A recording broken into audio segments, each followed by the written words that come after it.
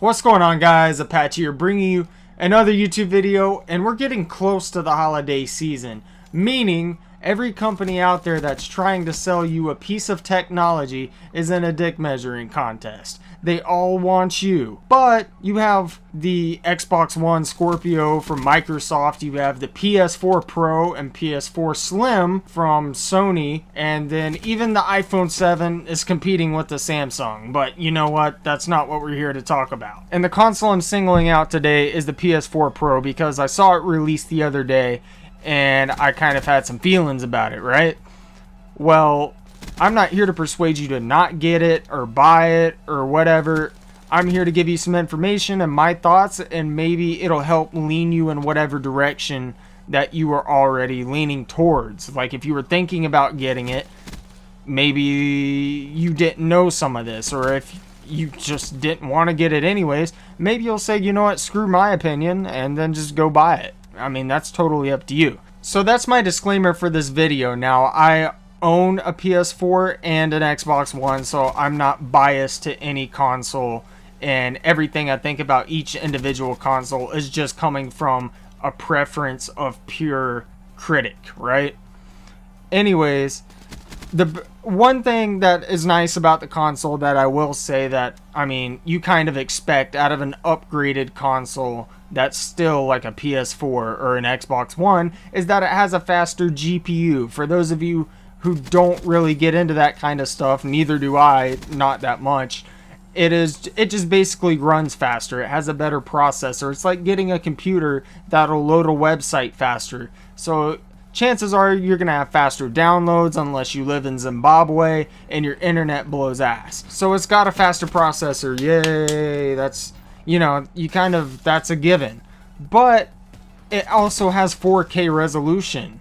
Now that's where I kind of fell apart at. Not because I'm not a fan of 4K resolution. I mean, come on. I mean, if I had the choice of playing at 1080p or 4K resolution, I would definitely take 4K all the way every day. But yes, it is 4K compatible. However, you also need to have a 4K TV or monitor. Now, 4K TVs and monitors run for a lot more money than regular 1080p TVs or monitors. Now, there is some cheap 4K TVs and monitors, but if you're really trying to get a bang for your buck, if you have the money to buy this console and go out and get a 4K TV and monitor, or you already have one, then by all means, now I'm not here to stop you. You do you, boo-boo. But for those of us who are still on 1080p, that would require us to go out and buy a new TV or monitor. And the biggest thing that attracts people in about this console, or what they were planning on attracting us in by, was the 4K resolution. But now I feel like I would be buying a car without tires. I would have to go somewhere else and buy the tires for it. Now, personally, what I think would have been a cool idea is if they looked at Elgato or a capture card company and said, you know what, let's partner up. We'll stick your capture card inside of our giant beast of a PS4, which I'm putting the size comparisons on screen right now. You guys can see the difference between a PS4, a PS4 Slim, which is a smaller version, and then the giant PS4 Pro. If they would have at least stuck the innards or motherboard of a capture card inside of there, it could have came with not only just everything else, but it could have also came with a capture card. And everybody who's been trying to start their own YouTube channel, I mean, everybody either wants to or has one nowadays, they could have done that easily, and it would have attracted people like that. I mean, I think it's about time that we're playing at 4K resolution. I mean, I think we should have been playing at 4K about a year ago. There's already Blu-ray players, or 4K Blu-ray players, that will play a Blu-ray disc that is compatible with 4K. So I don't understand how they couldn't have done it with console a lot earlier. But then again, I'm not like a tech guy that gets into console design and all of that. And just some more food for thought, if you have a 4K Blu-ray disc, you cannot put it into your PS4 Pro. Although you can play video games at 4K. How that works out, I have no clue. Like, why wouldn't they? I'm not even going to get into it. It just doesn't make any sense. If you have a 4K Blu-ray disc of the Fast and Furious and you put it into your PS4 Pro, it's going to spit that shit right back out. And it's not that I'm like triggered and mad at Sony or anything like that. Like I don't even get into it that hard. It's just that I feel like there were so many things that they could have done for the past time that they've been developing this console that wasn't just making it faster and better or whatever like that. And then 4K resolution, which like I said is like driving without tires. I mean, you got to go buy your tires after you get the car.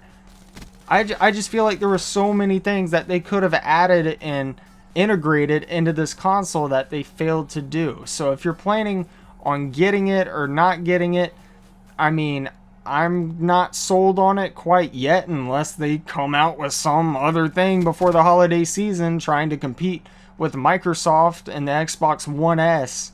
Then I'm just not sold on it. Now, the positive things I do have to say about it is that yes, 4K quality would look really good in games like Uncharted, which really cater to its graphics and its cutscenes and things like that, as well as Grand Theft Auto, like big open canvas worlds that have a lot of design and intricate things added to it, like the cars and the people. And if you want to run over a hooker in 4K, then by all means go for it.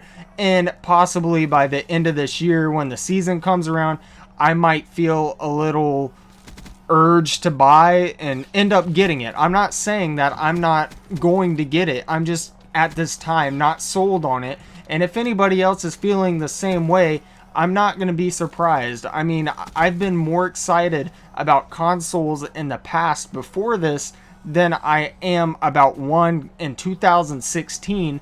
And at the rate technology advances nowadays, you would think they would be like, fuck, your PS4 will wash your car in the morning, get up, make you coffee, and do shit like that. But honestly, just those two things are really the biggest things about it. Just don't really stand out to somebody who's considering buying it. Another positive thing I will say about it is that games at launch, certain games this holiday season at launch and release, will be 4K compatible already, and they will be ready for your PS4 Pro when that comes out. So you're not going to have to buy two games when you already have the game and you get your PS4 Pro and you put the game in. It's just going to ask you to update that game. So at least they were thinking about that.